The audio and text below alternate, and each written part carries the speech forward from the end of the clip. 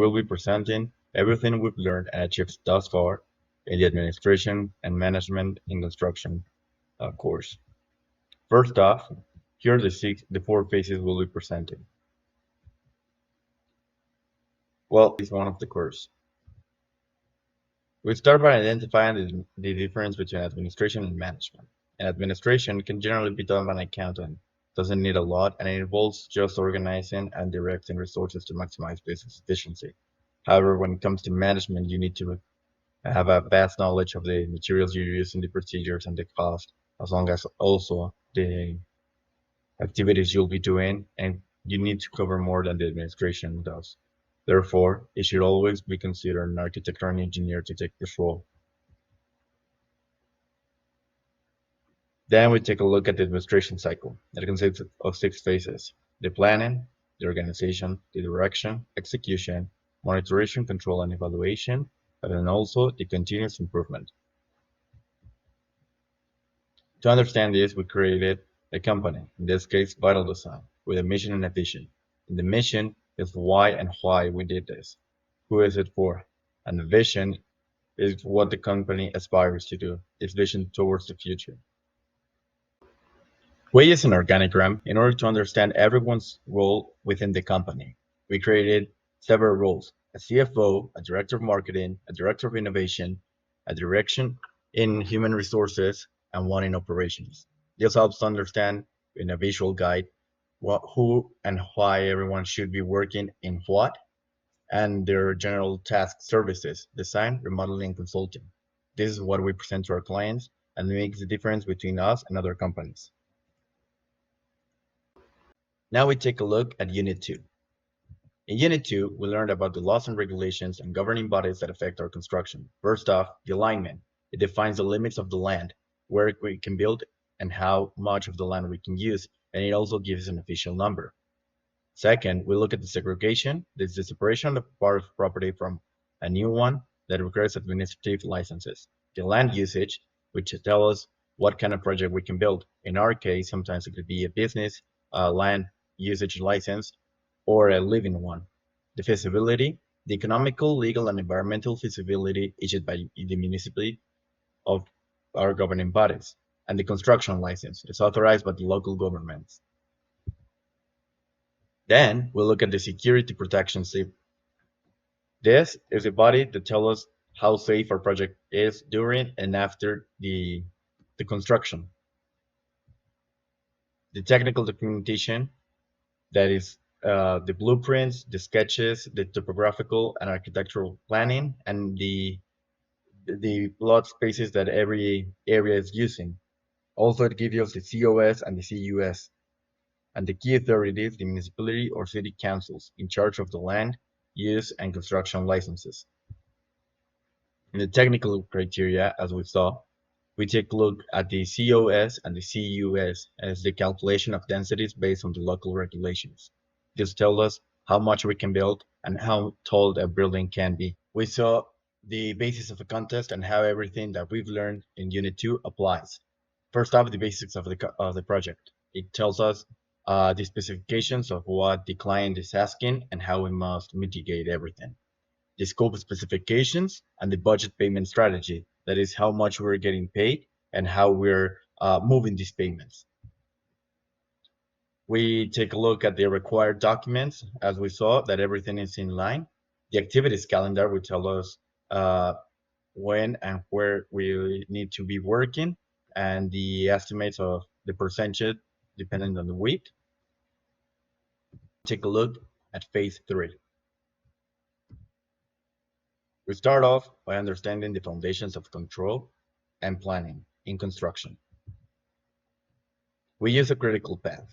There are 2 types, the PERT and the CPM. The PERT method controls execution times of the various activities in projects, ensuring each is completed within an available time. And the CPM method aims to control and optimize costs. Now we take a look at the Excel charts we did throughout the semester in order to understand how the workflow should be organized.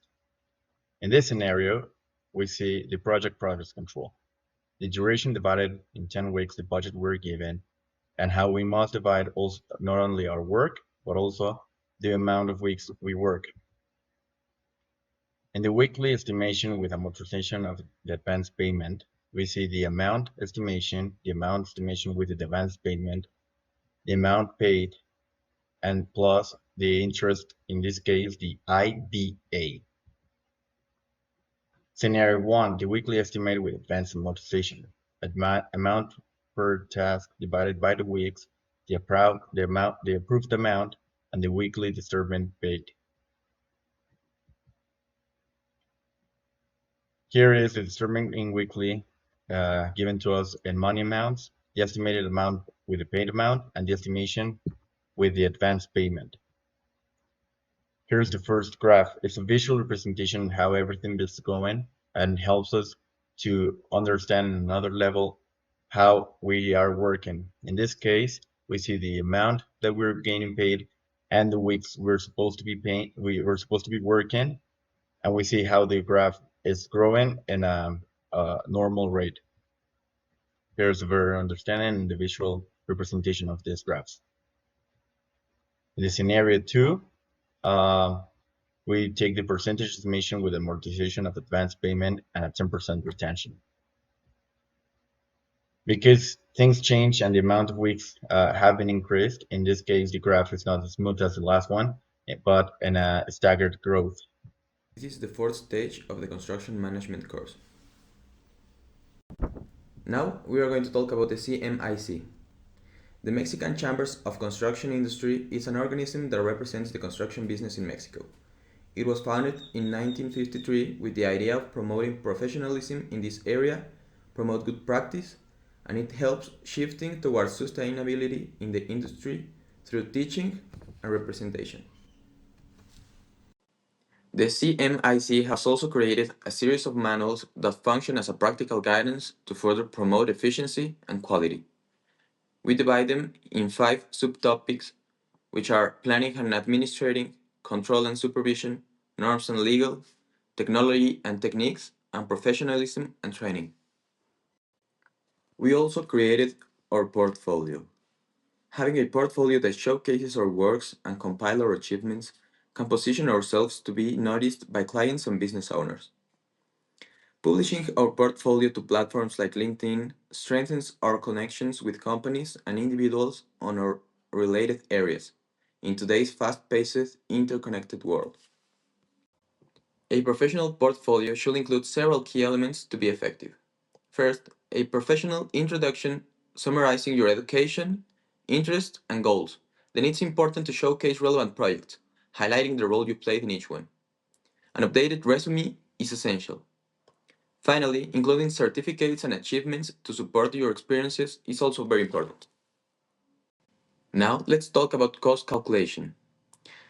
Factors such as the type of project, finishes, and cost per square meter, total square meters, and profit margin must be considered when estimating the budget. These calculations allow for informed decisions about materials and design, ensuring that the project is feasible and stays within the available financial margins. How to calculate them? To calculate the cost of a project, you begin by identifying the type of construction and the total square meters. Then, you break down the direct cost, which includes materials, labor, and equipment. Next, indirect costs are added, such as administrative expenses, permits, and supervision, usually calculated as a percentage of the direct cost.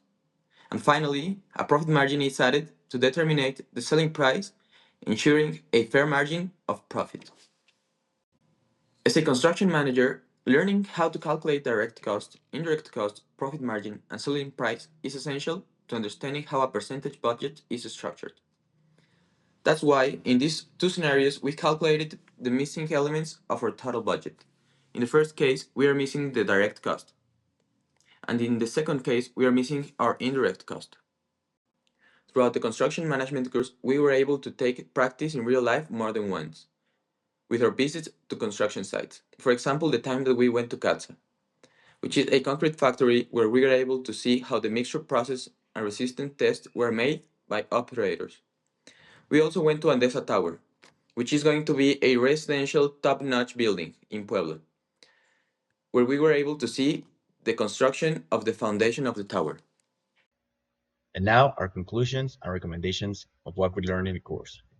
First off, our recommendations. Before we start a construction project, we need to take a look at all the necessity and the permits that we need to present our clients and the governing bodies in order to make the project feasible and working. We must take a look at all the contracts that are presented to us in order to know how feasible a project can be and how we must manage our resources and how to create an accurate budget. Well, this is necessary to be aware of all the costs involved, such as the direct ones and indirect ones. And our conclusions. So what did we learn? We learned everything that involves a project. We learned how to manage our times and our skills and our team's ones. We learned how to achieve all the goals we set our team and ourselves within the project. And it can help us also in our personal life. We now know how to manage our time. We now know also how to achieve the goals that we set to ourselves. And how can it help us? Our professional life is very soon. And with that, we need to learn how to solve all the project and, issues that may arrive to us. We need to learn how to control ourselves and how to control the project that we're in charge of. For your time, we thank you, and we hope to see you again very soon.